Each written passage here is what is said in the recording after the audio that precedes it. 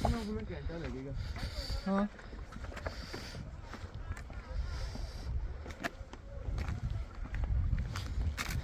Adventure चले।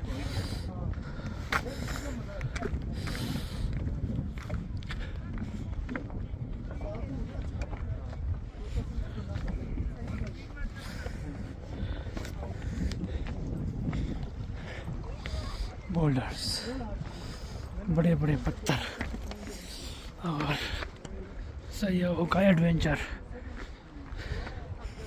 कुछ सैयाह आ रहे कुछ जा रहे और हमारे तो वापस ही है।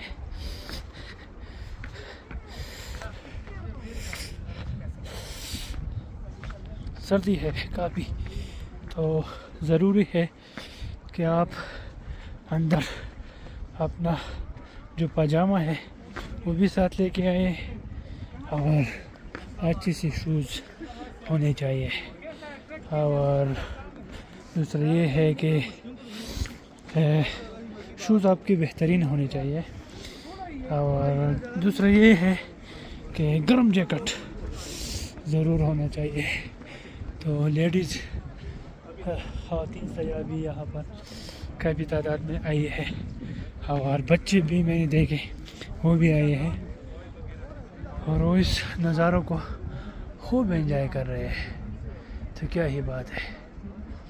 और मेरे अब्बू जान कैप्चर कर रहे हैं इन नज़ारों को आपके लिए और मैं भी।